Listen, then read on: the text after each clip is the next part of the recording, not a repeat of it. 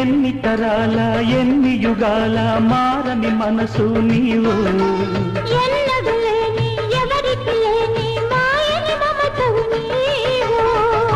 ఎదలో ఉన్నది ఆలయము, అది నా దేవత మందిరము. మన ఈ గంటే గుడి గంటై మోగాలి కలకాలం.